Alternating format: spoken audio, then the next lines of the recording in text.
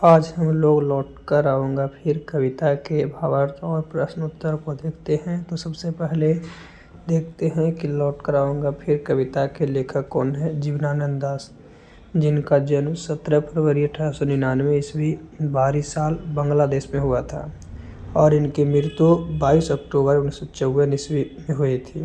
इनकी जीवनानंद दास की रविंद्रनाथ टैगोर के बांग्ला साहित्य के विकास में जिन लोगों का योगदान है उसमें से प्रमुख स्थान जीवनानंद दास का है। यानी कि रविंद्रनाथ टैगोर के जो बांग्ला साहित्य के विकास में जो डेवलपमेंट है उसमें सबसे प्रमुख स्थान जीवनानंद दास का है। इन्होंने बंगाल में जीवन में रच बसकर उनकी जड़ों को पहचाना तथा उन्हें अपनी कविता में स्वर दिया और यही जो है बंगाल में जीवन में रच बसकर उनकी जड़ों को पहचानने और उनकी कविता को एक नया मोड़ दिए, नया स्वर दिए।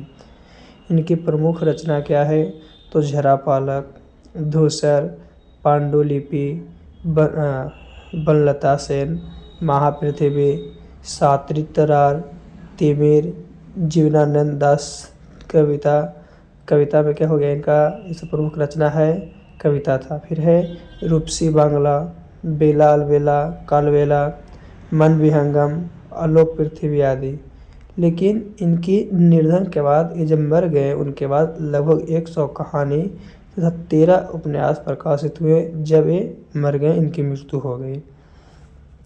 तो प्रस्तुत कविता जो है लौट कर आऊँगा फिर कवि प्रयाग शुक्ल द्वारा भाषांतरित जीवनानंद दास की कविता। ऐसे बांग्लादेश में लिखा गया था लेकिन हिंदी में कन्वर्ट करने वाले इसका कवि का नाम है प्रयाग शुक्ल। इसमें कवि अपनी मातृभाषा तथा परिवेश का उत्कृष्ट प्रेम अभिव्यक्त है।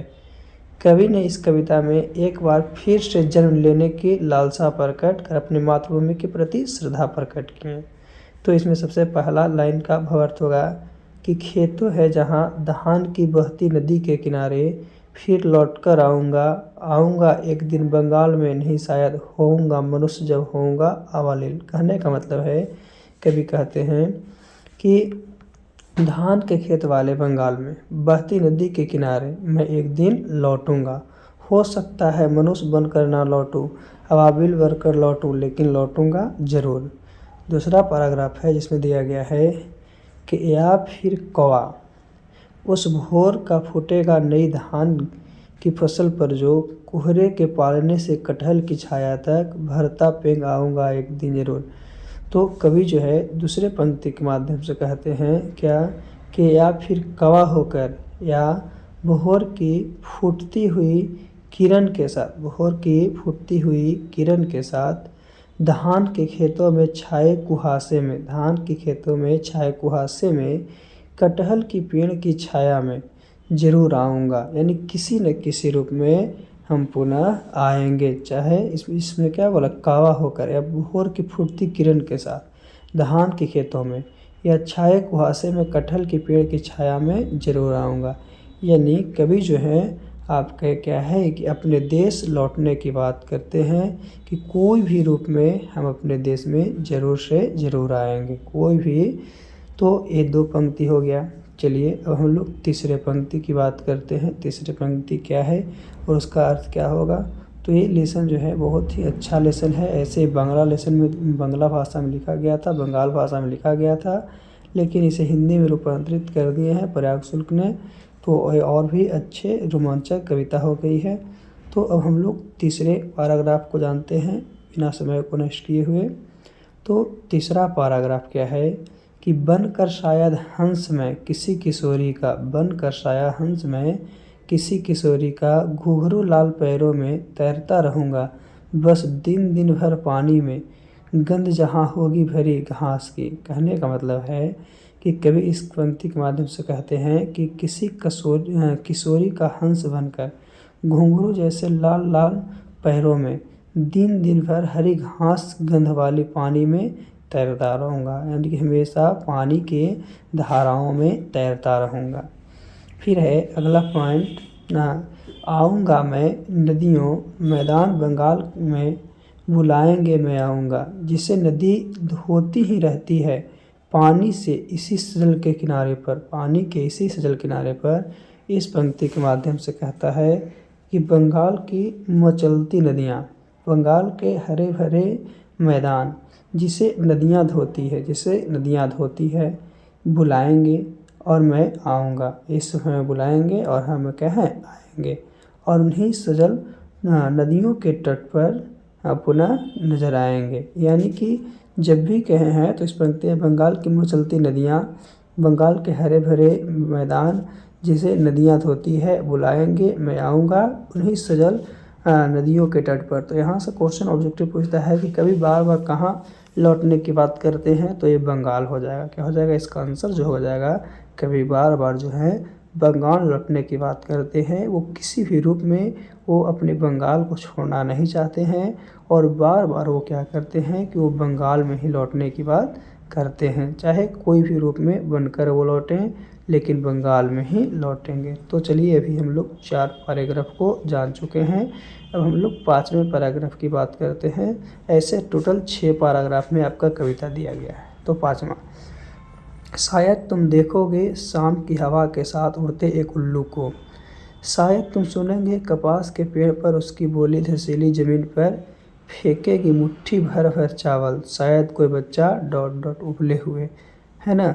तो कहता है कि हो सकता है कि शाम की हवा में किसी उड़ते हुए उल्लू को देखो, या फिर कपास के पेड़ से तुम्हें उसकी बोली सुनाई दे। हो सकता है तुम किसी बालक को घास वाली ज़मीन पर मुट्ठी भर उबले चावल फेंकते देखो। वो सभी के जगह पे हम क्या रहेंगे, मौजूद रहेंगे, उपस्थित रहेंगे। फिर है लास्ट पैराग्राफ, क्या है उसके बारे में जानते हैं कि देखोगे रुपसा के गंदले से पानी में नाव लिए जाते एक लड़क को, उड़ते फटे पाल की नाव लौटे होंगे रंगीन बादलों के बीच सारस, अंधेरे में होऊंगा मैं उन्हीं के बीच में देखना। या फिर रुपसा नदी के मटमैले पानी में किसी लड़की के फटे उड़ते पाल की नाव तेज़ी से ले जाते हुए देखो, या फिर रंगीन बादलों के मध्य उड़ते सारस को देखो। कहीं भी देखो वहाँ पे हम ही नजर आएंगे। अंधेरों में मैं उनके बीच हो जाऊंगा, अंधेरा जब रहेगा उस समय हम जो है उनके बीच हो जाएंगे। तुम देखना मैं आऊँगा ज़रूर, तुम देखना हम जो है आएंगे ज़रूर। तो इस तरह से ये पंक्ति का आपका क्या था, उल्लेख था, वर्णन था आपका, उसका अर्थ था कि कौन से पंक्ति का क्या अर्थ है उसके बारे में। तो इस तरह से ये आपका इस लेसन के भावार्थ समाप्त हो चुके हैं। तो हम लोग इस लेसन से देखते हैं कि कौन कौन से इम्पोर्टेंट क्वेश्चन जो है बार बार एग्जाम में पूछे जाते हैं, है ना। कौन सा क्वेश्चन कब पूछा गया है इसके बारे में हम लोग बात करते हैं, यानी कि इस लेसन के सबसे इम्पोर्टेंट क्वेश्चन को जानने का प्रयास करते हैं। तो सबसे पहला है कि कवि किस तरह के बंगाल में एक दिन लौट कर आने की बात करते हैं। ये आपका 11 में पूछा है, 12 में पूछा है ना। तो बंगाल के घास के मैदान, कपास के पेड़, बनों में पक्षियों की चहचहाहट एवं सारस की शोभा अनुपम छवि निर्मित करते हैं। और बंगाल की इस अनुपम सुशोभित एवं रमणीय धरती पर कवि जो है आपका पूर्ण जन्म लेने की बात करते हैं, यानी कवि पुनः इस धरती पे जन्म लेने की बात करते हैं। दूसरा क्वेश्चन है कि अगले जन्मों में बंगाल में आने की क्या सिर्फ कवि की इच्छा है, स्पष्ट कीजिए। तो अगले जन्मों में बंगाल में आने की प्रबल इच्छा तो कवि की है ही, लेकिन इसकी उपेक्षा जो बंगाल प्रेमी है, जिन्हें बंगाल की धरती के प्रति आस्था और विश्वास है, कवि उन लोगों का भी प्रतिनिधित्व कर रहे हैं जो लोग बंगाल में आना चाहते हैं। तो कवि के साथ साथ किनकी, वहाँ के लोगों को, बंगाल प्रेमियों को आने की क्या है, इच्छा है। फिर है लास्ट क्वेश्चन कि कवि अपने जीवन में क्या क्या बनने की संभावनाएं व्यक्त करते हैं और क्यों। तो कवि जो है अपनी मातृभूमि प्रेम में बिरहल अर्थात अशांत होकर चिड़िया, कावा, हंस, उल्लू, सारस बनकर जो है पुनः बंगाल की धरती पर अवतरित होना चाहते हैं, जन्म लेना चाहते हैं, आना चाहते हैं। तो इस तरह से इस लेसन का आपका इम्पोर्टेंट क्वेश्चन 3 था और इसका अर्थ भी बता दिया गया। इनके लेखक जीवनानंद दास के बारे में भी आपको पूरी तरह से बता दिया गया है। तो आज के लिए इतना ही काफ़ी है। पुनः फिर से हम लोग अगले टॉपिक के साथ मिलेंगे। ऐसे आपका 5 से 6 लेसन का कविता का वीडियो अपलोड कर दिया गया है और आगे भी आपको अपलोड कर दिया जाएगा। तो आज के लिए इतना ही काफ़ी, फिर हम लोग अगले वीडियो में मिलते हैं।